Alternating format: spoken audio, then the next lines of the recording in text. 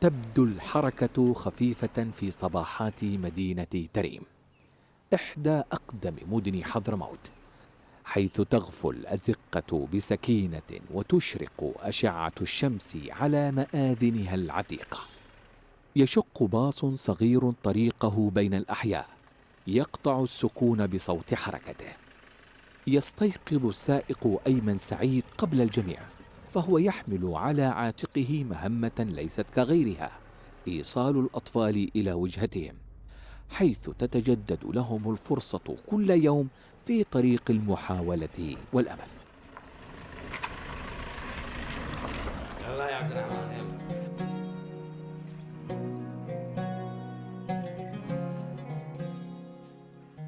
من منزل عبد الرحمن الكاف تبدأ رحلة صغيرة وتحمل في تفاصيلها قصة أكبر. يخرج الفتى متكئا على عزيمته ويتجه نحو وسيلة النقل، حيث يجتمع مع رفاقه في هذه الرحلة اليومية نحو حلم التحسن.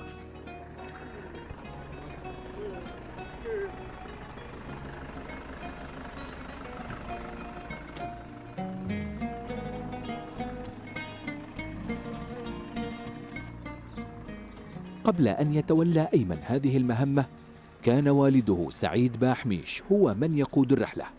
رحلة تبدأ من منطقة عيديد وتمر عبر الثبرة والبدور ودمون في منطقة الفجير، حيث يقف الأهالي على الأبواب يودعون أبناءهم وبناتهم بقلوب ممتلئة بأمل تحسن حركتهم وأن يصبحوا قادرين على الاعتماد على أنفسهم يوما ما، وأن يكون المستقبل أكثر رأفة بهم.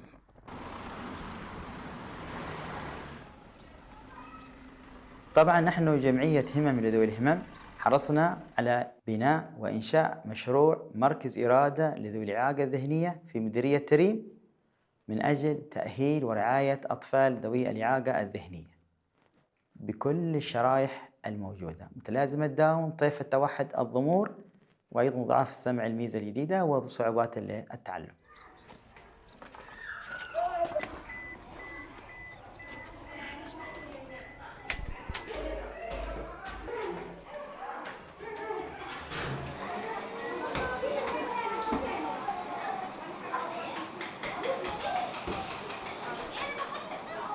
أهداف المركز تكمن في تعليم وتدريب الأطفال ذوي الإعاقة الذهنية وتعزيز الاندماج الاجتماعي وتأهيل الأطفال ليصبحوا أفراد منتجين ومستقلين بحياتهم الشخصية. القائمة والصلاة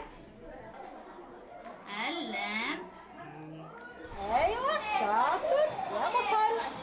أولاً يعتمد المركز على فكرة التعليم الفردي، وهذه ميزة المركز وهي كالتالي: تكون جلسات، والجلسات عبارة عن تخصصات، يعني جلسات تخاطب وجلسات تنمية مهارات وجلسات تنمية هوايات وجلسات رعاية ذاتية وفنون وكثير من المجالات المهمة التي يحتاجها الطفل ذوي الإعاقة الذهنية.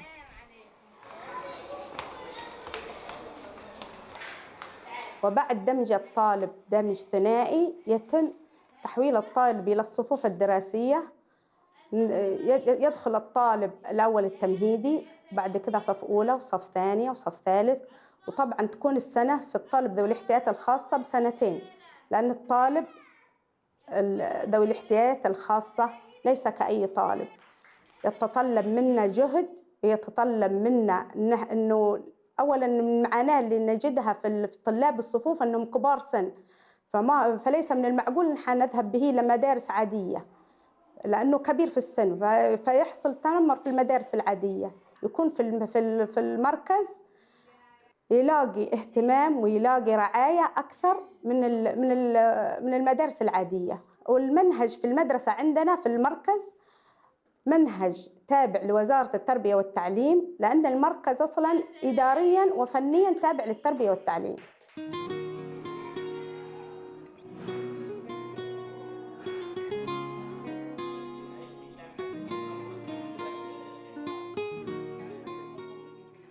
علاقة المجتمع طبعاً علاقة وطيدة فنحن طبعا كجمعية مهتمة بذوي الإعاقة نعتمد على المجتمع، لأن المجتمع هو الرفد الأساسي لنا.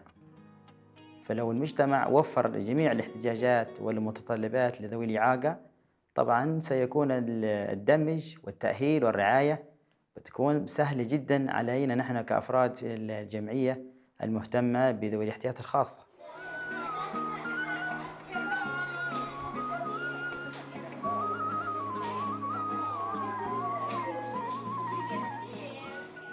تعاني المعلمات مع أطفال ذوي الهمم الكثير من المتاعب، خاصة وأنها تتعامل مع شريحة تحتاج المزيد من الصبر وطولة البال وضبط النفس والحذر الشديد، لأنها أحياناً تتعرض من قبل بعض الأطفال بالأذى.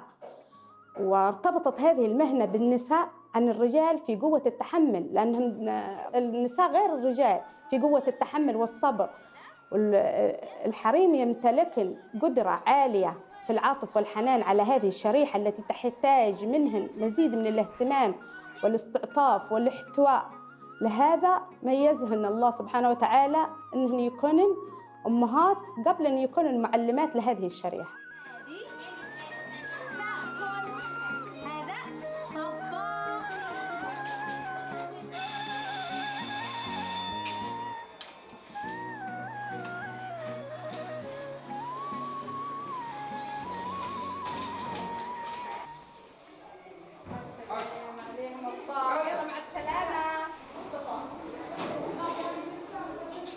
نحن كإدارة مركز كلنا نعاني من مشكلة المواصلات لا توجد لدينا وسيلة مرتبة أو خاصة بذوي الاحتياجات الخاصة. ازدحام شديد في الباصات، والباصات نفسها غير مهيئة أنها تكون بذوي الاحتياجات الخاصة. الازدحام الشديد يؤثر في الأطفال، فهم من حقهم في مواصلة فيها مكيفات، فيها عدد قليل، بحيث ياخذون راحتهم. ليس من المعقول أن المعلمة تجلس في الباص وفي حضنها طفل، لابد تكون براحتها والطفل ياخذ راحته، لأنه هذا ذوي الاحتياجات الخاصة ليس كأي طفل يتعرض أنه يبكي في الباص أو أنه يريد أن يأكل. فلابد تكون الوسيلة مناسبة لذوي الاحتياجات الخاصة. طبعا المركز الآن يضم حوالي 76 طالب وطالبة فيهم جميع هذه الإعاقات. قد وصلنا إلى 100 طالب، ولكن نظرا لظروف حاجات كثيرة من أولياء الأمور تم اسحاب عدد من الطلاب، ومنها غلاء المعيشة، وأيضا نحن نفرض عليهم رسوم دراسية مضطرين لذلك، نظرا لأنه نحن لا توجد لدينا وسائل مواصلات ملك لنا. وكذلك أيضا عندنا جانب المعلمات لا توجد لدينا خانة تعاقدية إلا خانة تعاقدية فقط من التربية والتعليم. عندي حوالي 30 معلمة، الكل هذول بالأجر اليومي. وكذلك أيضا هذا المبنى اللي نحن الآن فيه هو مبنى أيضا بالإيجار، ففي 3 معوقات نحن مضطرين آسفين لأخذ الرسوم من أولياء الأمور، وبعض أولياء الأمور لم يستطيعوا هذا العام على إعطائنا هذه الرسوم، بالتالي سحبوا أولادهم إلى البيوت. لو توفرت وسيلة مواصلات ستكون فرحة كبيرة لنا، وسوف تخفف كثير من المعاناة التي نجدها يومياً في المركز، وكذلك سوف تخفف من الازدحام الشديد الذي يوجد في الباص، وتخفف من التكلفة المالية لأولياء الأمور. أولاً الباص هذا بيحل علينا عبء كبير. الإيجار الآن لو تعرف الإيجار اليومي يعني حوالي 16,000 ريال يومياً. إذا بغينا للطلاب رحلة ترفيهية نتحمل بإيجار الباص. كذلك أيضاً أنا بستفيد أيضاً منه الدورات المعلمات في فترة الإجازة النصفية لو توفرت معي وسيلة مواصلات بعمل لهم الدورات بكل أريحية، لأن القاعات بعيدة. فالآن أنا بيكون معي باص ملك لنا أتحكم به في أي وقت. وفي الأيام القادمة وهو يعتبر ختام للأسبوع الثقافي، سنقوم بحفل تكريمي للمعلمات والطلاب لكي ندخل السرور والفرحة على قلوب معلماتنا وطلابنا في هذا اليوم، وهو يكون يوم مميز في حياة الكل.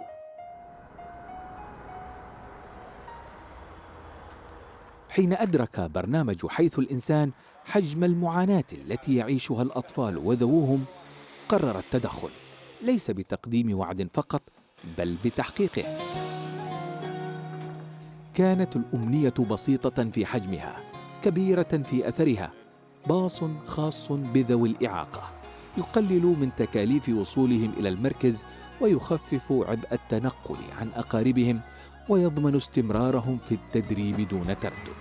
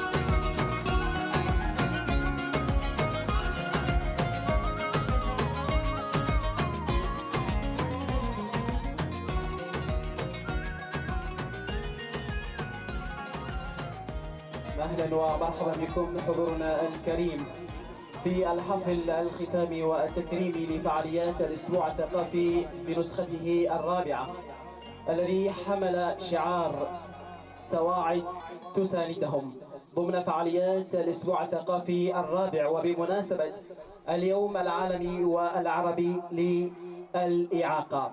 قال صلى الله عليه وسلم: يا غليع سم بالله قلبي منك وكل ما أجلي. سواعد تساندهم، هذا الاسم غرضنا منه أن المجتمع نريد أن يساند هذه الشريحة. أما الآن مفاجأة تجسد الامتنان وتزرع البهجة في القلوب، فننظر جميعا إلى هذه الجهة لمركز إرادة على يمينكم. إنها مفاجأة سارة من مؤسسة توكل كرمان من برنامج حيث الإنسان، باص مقدم لمركز إرادة. هذه المفاجأة السارة. فيك الخير فعش إحسانك، لا تفقد أبداً إنسانك، حين ترى من فعلك أثراً فالأسعد أنت، في أعماقك شيء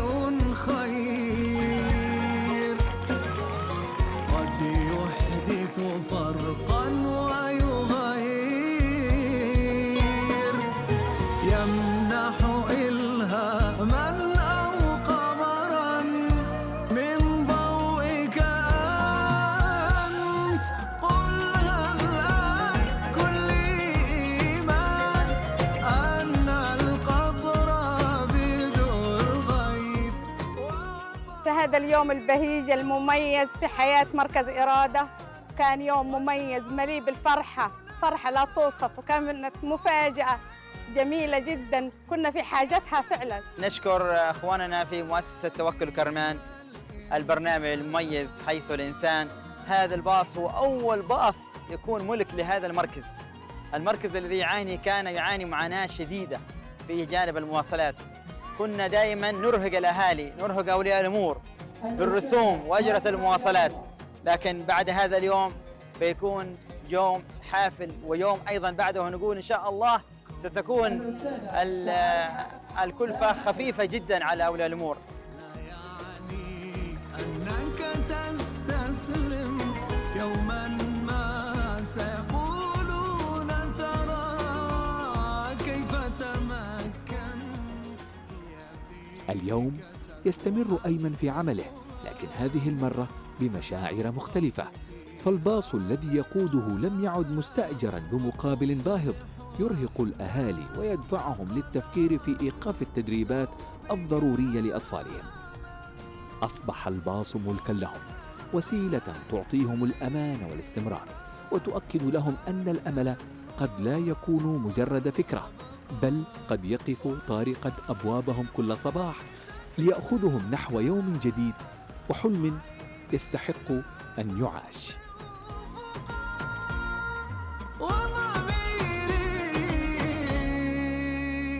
حيث الإنسان.